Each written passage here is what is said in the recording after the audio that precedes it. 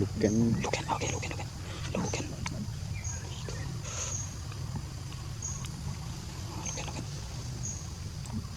Ya.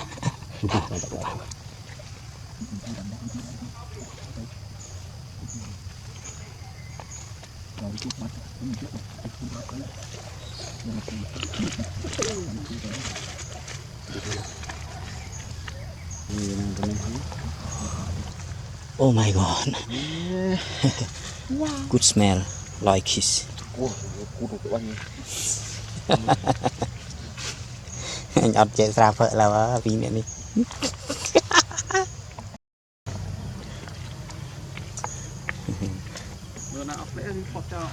Đi phọt cho cái tay nhá.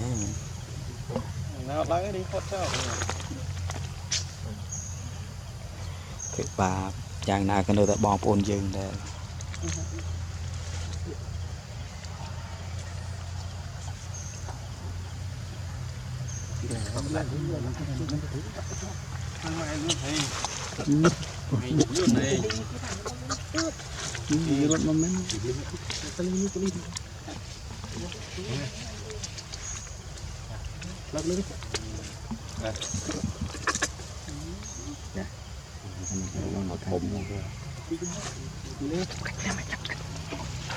Đầu tiên lên như vậy.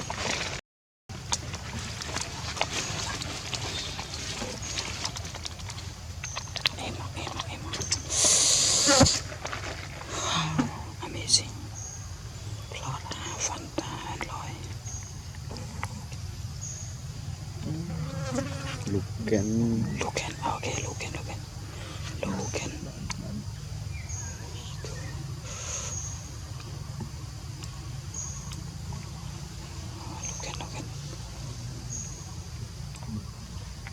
Yeah. Funny.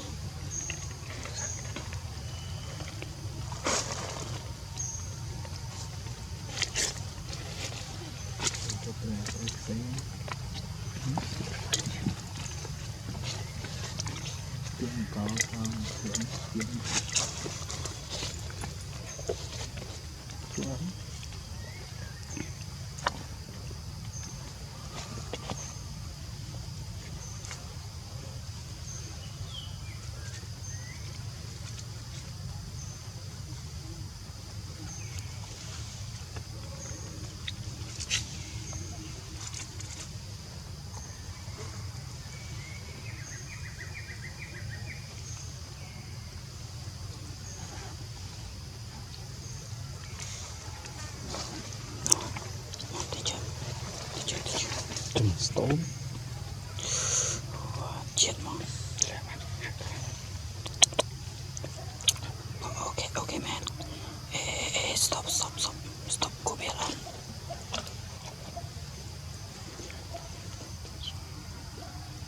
Ôi thôi. No. Oh no.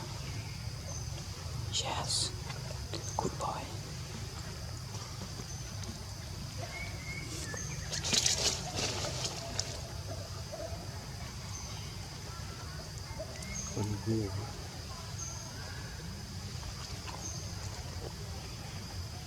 Cần nữa qua người ta rốt lớn trong xuyên thật lết.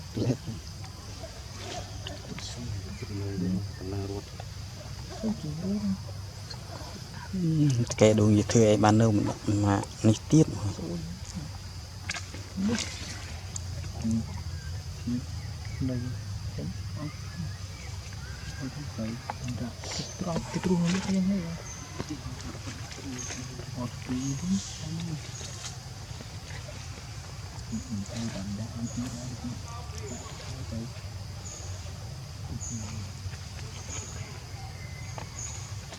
Đầu chút bắt cũng chút bắt chút bắt cái đây là cái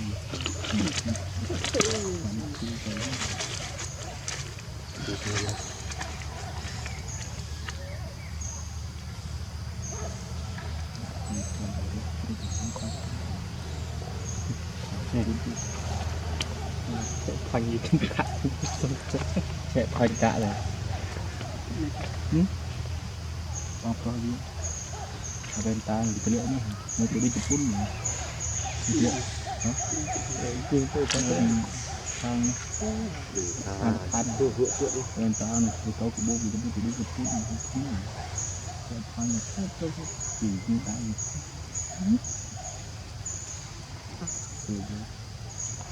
nặng đấy nặng cái chiตัวcục của họ như vẽ bên ta vẽ muộn con hút đỉnh tam rồi mà bây giờ tam một buông quá sau kia nó phụ nhặt ra kia rồi vẽ bên ta thì cạn lắm đó tôi chết thọ thế nào Ồ bay chết từ tiền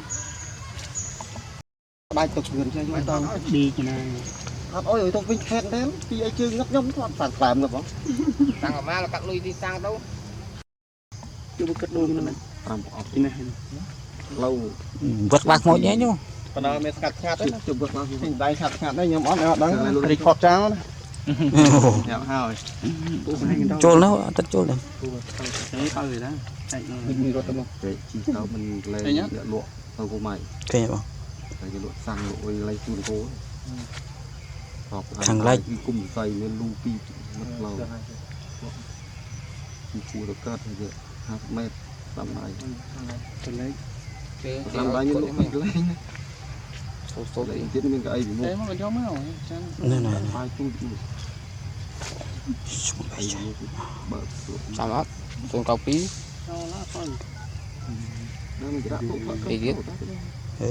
mấy chỗ biết chuyện nó có đừng cho tao phụ mạ tôi phụ mạ thì thì siêu chú mua ô phải ọt mau vào đây nó cặp này còn ọt mau vào đây xin ra mà miền này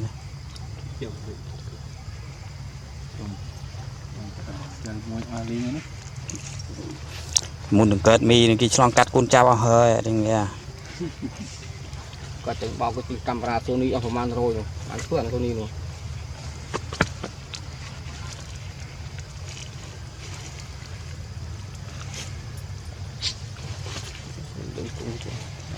lốp không bạn có mong một hộp 3 mụ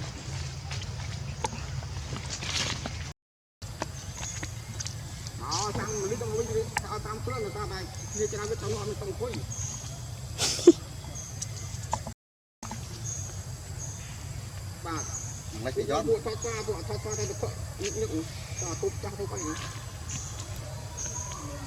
ngay ra là con cha như con cha kia tao ở đây trồng khui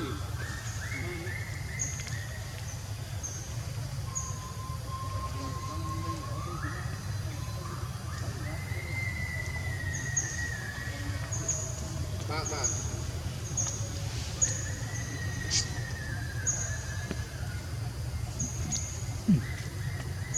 rồi còn lệch lại cái lúc đố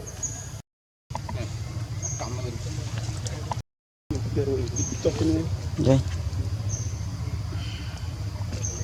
mẹ ủy là tao mấy cái thằng đấy không cá con mong đấy chung chuyện là tiền chụp phun tiền